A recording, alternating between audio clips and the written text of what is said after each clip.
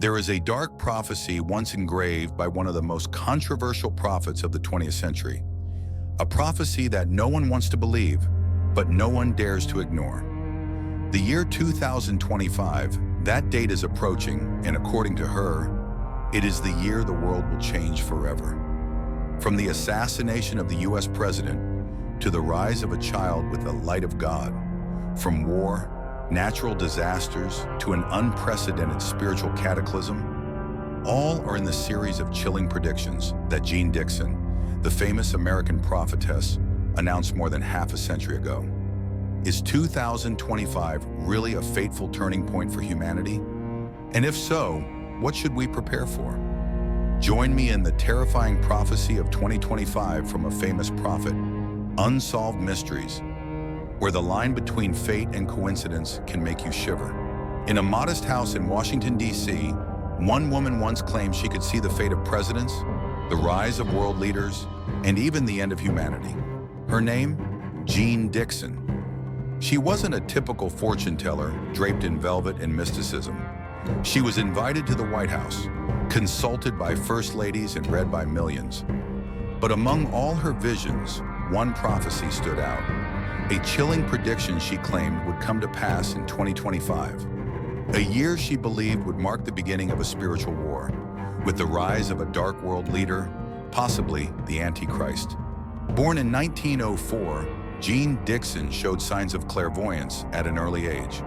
Her mother once took her to a gypsy who read the girl's palm and whispered, "This child has been touched by the stars." As a teen, Dixon claimed to receive visions and dreams that later came true.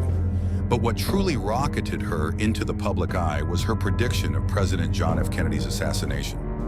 Years before the tragedy in Dallas, she warned that a Democratic president elected in 1960 would be killed in office. When it came true, the world stopped and looked back at Jeane's warning with a sense of uneasy awe. Jeane Dixon's fame skyrocketed. Newspapers clamored for her predictions. Political figures sought her counsel. She even became a best-selling author, publishing astrology guides and books about her visions. But hidden within her many forecasts was one that deeply disturbed even her most faithful followers. She wrote of a child born in the Middle East around 1962. This child, she claimed, would grow up to be a powerful figure, one who would rise to global prominence around the year 2025. She did not refer to him merely as a leader or influencer, but as the embodiment of evil, the Antichrist. According to Dixon, he would be charming, intelligent, and charismatic, able to unite people under a false banner of peace.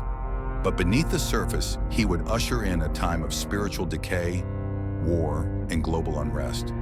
This prophecy, unlike others, wasn't sensationalized in the same way. It stayed tucked in religious journals and fringe discussions, until now, as global tension, AI, political chaos, and digital mass control make her vision eerily plausible. Jeane Dixon didn't just pluck 2025 out of thin air. According to her, this was the midpoint of a cosmic battle that began decades earlier. In her writings, she explained a vision in which she saw a bright star falling from heaven and a great beast rising from the sea. Many interpreted this as symbolic of a celestial war, not between planets, but between forces of good and evil. The date of 2025 was central in her timeline, not as the end, but as the beginning. Dixon believed that the world had entered a countdown after the 1960s. In this worldview, 2025 would mark the rise of a false messiah, not necessarily a politician, but perhaps a cultural figure, a tech giant, or spiritual influencer. Someone whose message sounds unifying, but whose intentions are to lead humanity astray. What's chilling is that 2025 appears in multiple unrelated predictions across time. Analysts have noticed strange synchronicities. Baba Vanga spoke of 2025 as a year of mass mind control. Nostradamus described a time of great deceit happening shortly after the 2020s. Even scientific thinkers warn of an AI tipping point between 2025 and 2030, where machine logic may surpass human moral reasoning. Could Dixon have foreseen something akin to this? In her vision, the false leader would not rise as a dictator with weapons, but with promises of global unity, health, and peace. until it's too late. Dixon often said, "He will not come wearing horns. He will wear a smile." In an eerie quote from her later life, she warned, "We will beg him to lead us, but his reign will bring about our fall." Now consider our present. In 2025, we are more connected than ever, yet more divided. We are smarter, yet lonelier, healthier, yet spiritually emptier. Dixon's prophecy isn't just a warning about one man, it's a warning about a world that is ready to follow him. Before you brush this all off as apocalyptic nonsense, consider this. What if Dixon was simply giving voice to patterns we refuse to see? She believed the Antichrist would be born in the Middle East, possibly around 1962. If so, by 2025, this individual would be in his early 60s, the prime of his influence. While Dixon never named names, conspiracy theorists have tried to attach her prophecy to everyone from powerful tech CEOs to secretive political leaders and even popular global influencers. Yet the prophecy doesn't hinge on one man. Dixon described a shift in consciousness, a time when people abandon moral truth for emotional comfort, and when deception becomes the norm. Fake news, deepfakes, AI-generated realities, all of these align with her descriptions. She warned of a time when the people will no longer recognize the light. They will cheer for the darkness if it gives them hope. This echoes concerns from modern philosophers and technologists who believe we're entering an era where reality itself is negotiable, where truth is replaced by tailored narratives, and where human judgment is surrendered to algorithms.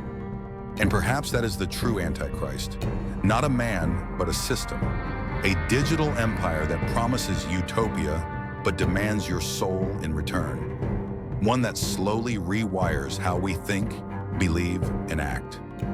Dixon wasn't a scientist.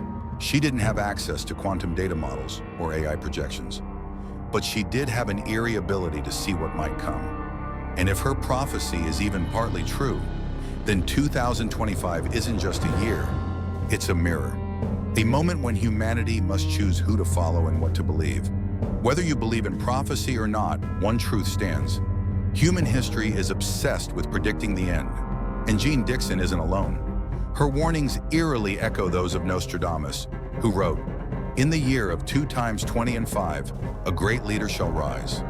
Or Baba Vanga, the blind Bulgarian mystic who predicted that, around 2025, human souls would begin to be replaced by mindless beings. All of them seem to describe the same phenomenon. Not a sudden apocalypse, but a slow, seductive unraveling of what it means to be human. Nostradamus warned of a leader descending from the skies, interpreted by some as a digital or AI entity. Baba Vanga foresaw a world where humanity loses its soul. Jeane Dixon spoke of a false light leading billions into darkness. So the real question is the Antichrist a person, or is it a system we've already accepted? Because when Dixon said, "He will not come with horns but with a smile," she may have been talking about something already on your phone. Prophecies aren't about scaring us. They're about forcing us to look inward, to reflect, to ask whether we are still in control. So ask yourself, as you scroll, as you like, as you obey algorithms, who is really leading you? In the end, Jeane Dixon's prophecy may not be about 2025 at all. It may be about today, and that is far more terrifying.